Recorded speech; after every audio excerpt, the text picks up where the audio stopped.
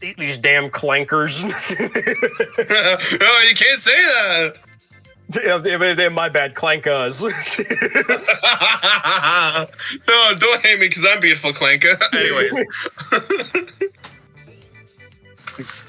Oh, I think that this is the part now where I go to the desert because once you do that fight with Fafnir, you can go to the desert and there's maybe not. I know at some point I go there, but like you can go to the desert and there's like an area of enemies that will respawn, and that's kind of like your best way of farming for the energy crystals in this first game. Gotcha. You can actually even see, like, I exited the resistance. I went up the elevator, and over here is the desert. Oh. Huh. Okay. So this whole big area is just one big hub world, then? Most of it, yeah. I mean, I think there are some areas that you can't really, like, that aren't really accessible or whatever. Like, oh my god, it's open world. You would have to use like the teleporter to get to some places, but like there are a lot of places like this with like the, especially the desert or whatever. Yeah, you can literally just like exit the resistance base and just straight up go to the desert.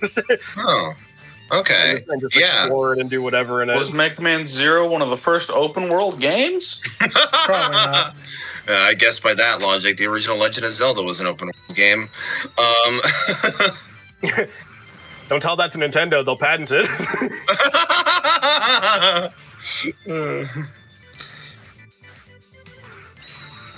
Too late. Too late. They're already working on it. Only we can have animal riding mechanics, of course. Exactly. I guess fuck any Golden Axe future games, if there even is one. No more Red Dead Redemptions. No more. Oh, yeah, I can't ride horses anymore. Shit.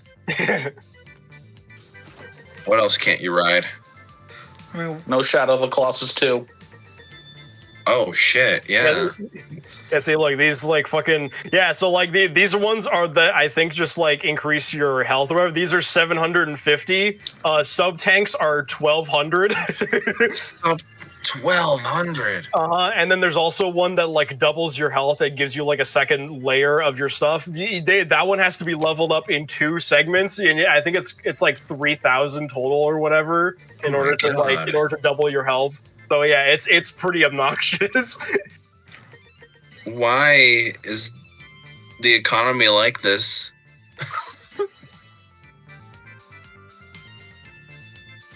Yeah, the elves are dead. Yeah, that is actually the lore. Yeah, when you use cyber elves, that kills them. That barely gave you that was what? It does well because I think so there might have been like 2, I don't know, but I only decided to do those ones that increase my health. I decided not to try to farm for the other stuff because like that would just take a really long time and I just don't feel like it. Yeah. Yeah, that's also a thing actually that kind of gets fixed in later Zero games because I think in this first one, I think all of the cyber elves or like all of the sub tanks are gotten through cyber elves. At least in the second one, you can actually find a few like sub tanks just like in certain levels. Oh, okay. So not even via cyber elf. Okay. And in 4, you have one cyber elf that does it all. Oh, really? Yeah, that's right. Yeah, the fourth game does something a bit different with cyber elves. It's basically like your cyber elf. You have like one like continuous cyber elf that has like different stats that you can increase, or that you can like set certain, like benefits for depending on like how much you increase it and whatever, and you can kind of just adjust those on the fly. Oh, that seems really simple, actually. It's so much better. I mean, so from what I hear, every Zero game does the cyber elf mechanic differently. Vaguely, yeah. You can kind of, yeah. Okay.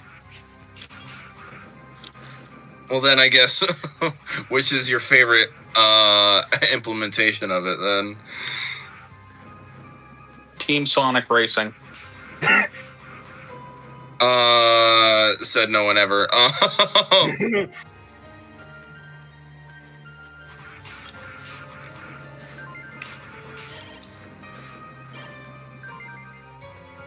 Yeah, that's kind of what I see from the horse meme, where it was like they take a media franchise of some sort, draw a horse on it, and it's either like the horse is on fire or it's hand drawn. Oh yeah, like masterpiece. Yeah, good, great, masterpiece, all that stuff. Yeah.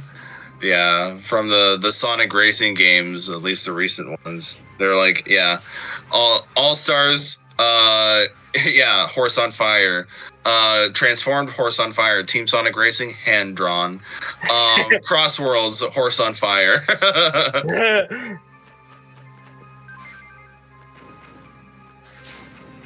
This kind of reminded me, Ethan. I'm curious if you knew about this. Did you know you can play like Sonic Game Gear games through Sonic Adventure DX? I heard about that.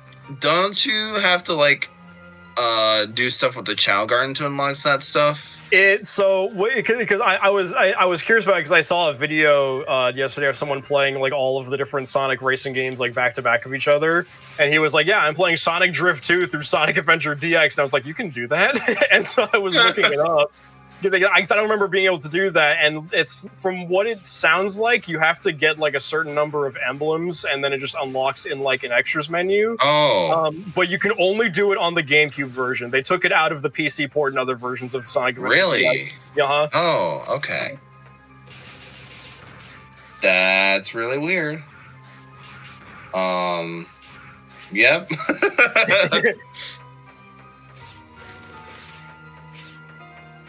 I don't know why he wouldn't do it through the Origins collection, but I guess that works too.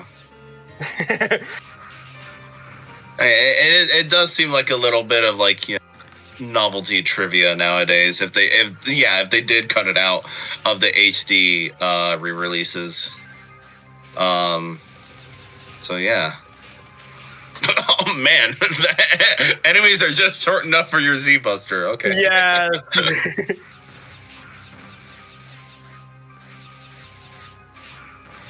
Are you just farming these guys?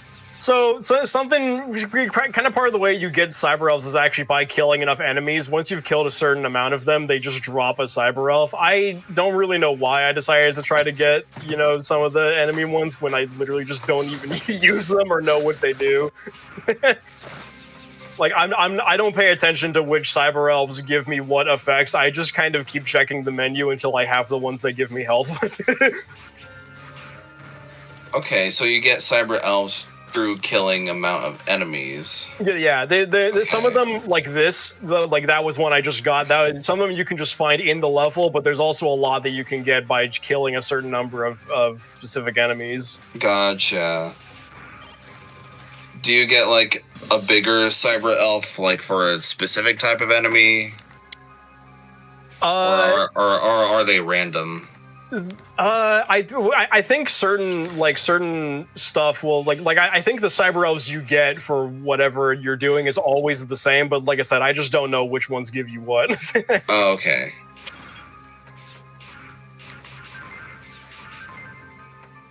I mean, because I guess that's one way to kind of like spice up the gameplay like that.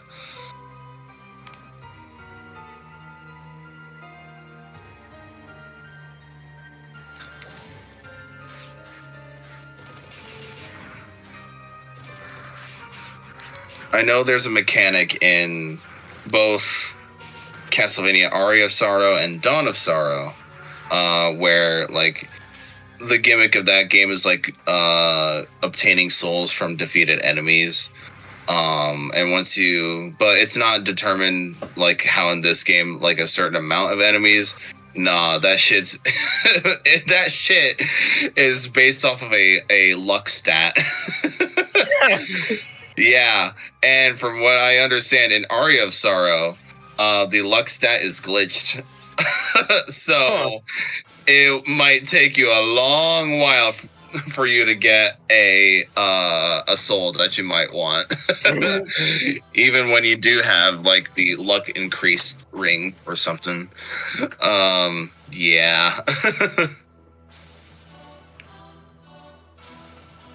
Oh, is this Splash Woman? So this is the final of the 4 Guardians. This is Leviathan.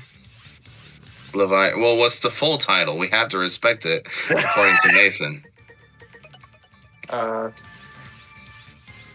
Give me that. Even he doesn't truly respect it. Oh, so yeah, you only know the fighting sneeze. Okay. The fighting sneeze.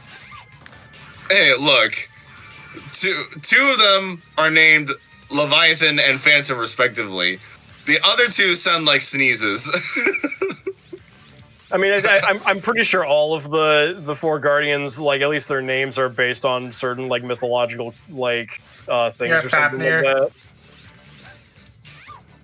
But I don't know what I don't know what Fafnir and Harpooia are supposed to really do. I'm sure Fafnir Yeah, was you a should dog. probably take an allergy pill, man. Sneezing all the time here. Oh, that's what you wanted that for? Yeah. So as I was playing, because this is what Leviathan's special thing is. If you're doing really well, they'll spawn like an ice dragon, and I got an achievement for defeating that, and I was like, "Get this achievement out of here!" So that's why I was asking you for that. Like, if you still had that footage of you like pointing the Nerf gun in the corner of the screen. I see. That's funny. It's actually really convenient now that I think about it that Steam notifications are in the bottom right corner, which is how I blocked that. That little skit. Because usually all other notifications on or at least the console systems, well, PlayStation and Switch, have it in the top left corner. Yeah. And Xbox has it in the middle. Yeah, bottom middle. Yeah, which, I mean, I don't know. Her name is Fairy. I like it. Fairy Leviathan. Yes. Gotcha.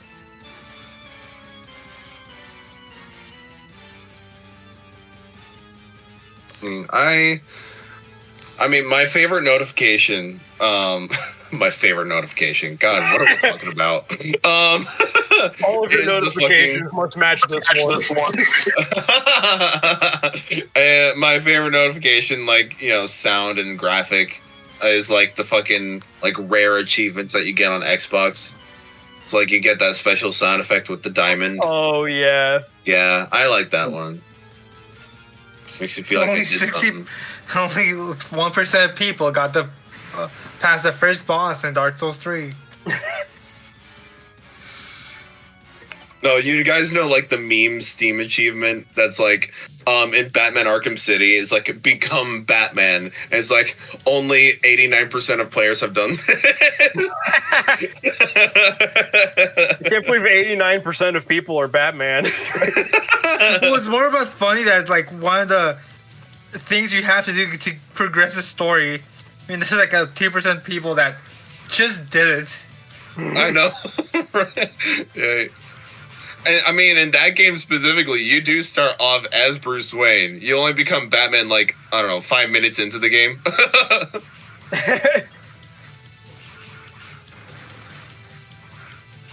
But it's quite funny. They bought a Batman game, saw Bruce Wayne at the beginning, and they were like, "This game sucks," and then closed it. Who the fuck is this guy? Who the fuck is this guy? Tell me you don't know anything about Batman lore without telling me you don't know anything about Batman lore.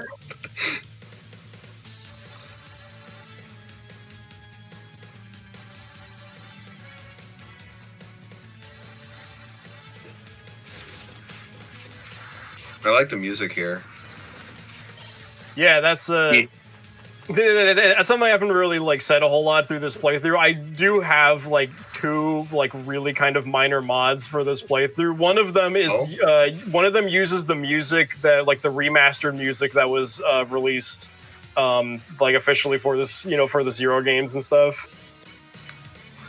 Because Yeah. you know, because like with this game being on the GBAs, you know, so the sound effects and music can kind of sound a bit crunched, you know, Oh, yeah. and stuff like that. Yeah, but there's a mod for the Legacy collection that uses like the official remastered versions of the songs.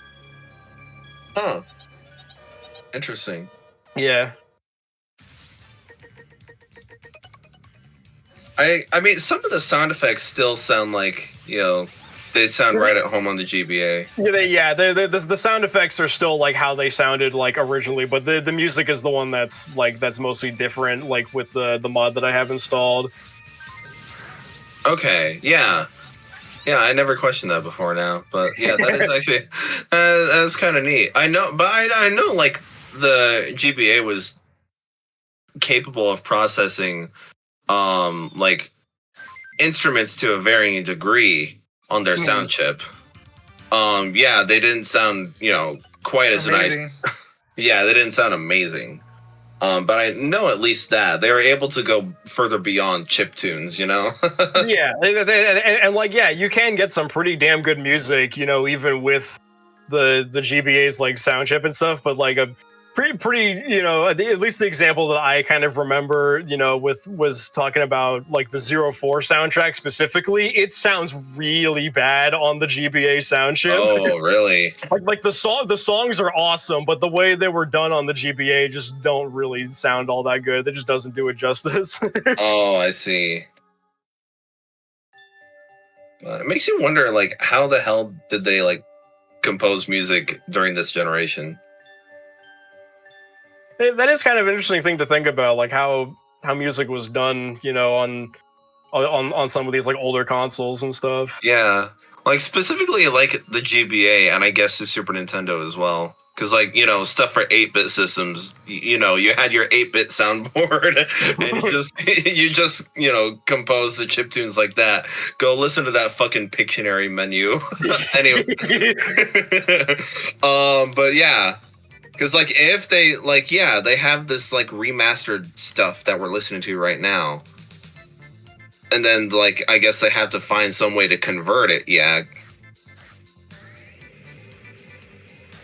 Because, like, if you say, like, the soundtrack for 04 is, like, awesome, and that's how they wanted to compose it, and then when they put it on the actual hardware, it came out like crap. You know, like, what happened there, you know?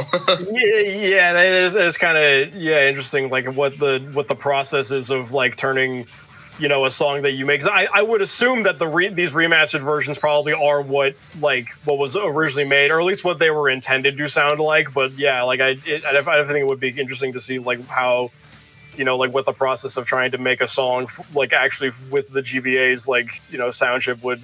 Like what the process of that is like, and why it didn't sound very good for 04.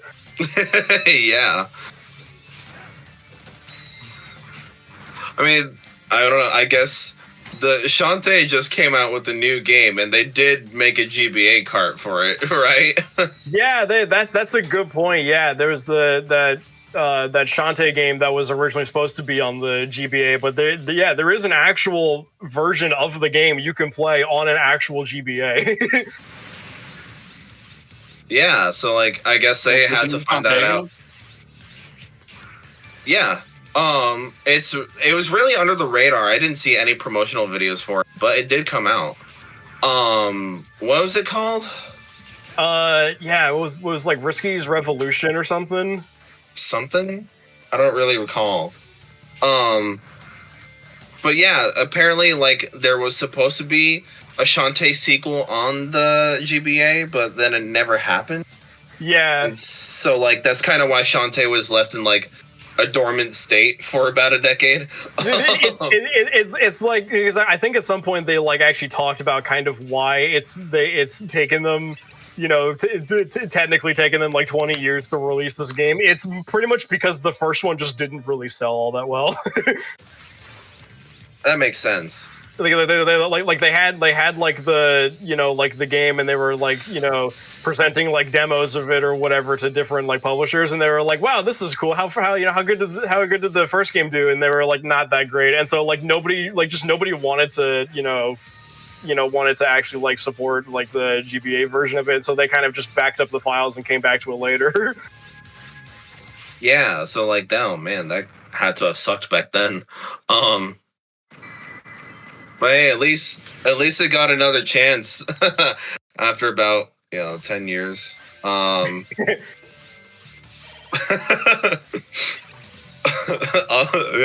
was running through my mind the way that you phrased. Why it took them, how they say, 20 plus years to come out. Oh, we were busy working on Shantae and the Seven Sirens.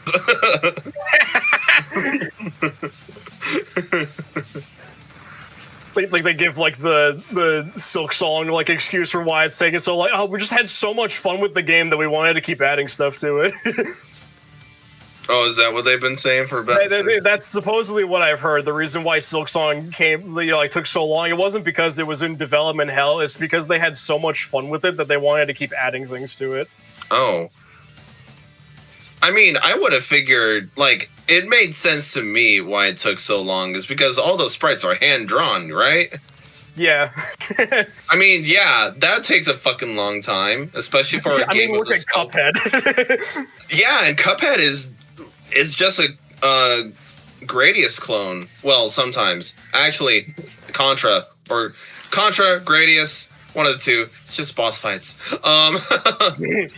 I could make a joke, but it would be in bad taste. Stop you. What? We're not gonna stop you. Okay. Silk Song took so long, the kid died. Oh, that's right. What? He was immortalized, don't worry. Yeah, there's isn't there like a boss or like a character or something that was like designed by a kid that actually got put into the game? Yes. Okay. Did he die? Yes. Yeah, he had cancer or something, right? Oh. So it was like a Make-A-Wish thing. Yeah, kind of. Gotcha. I didn't know that.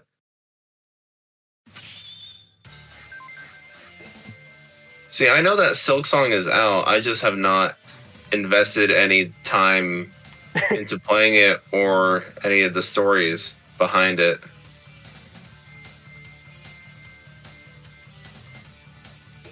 But yeah, I like, even with comparing it with Cuphead is a significantly smaller game than Hollow Knight, both games. But either way, like, yeah, there's a lot to be drawn.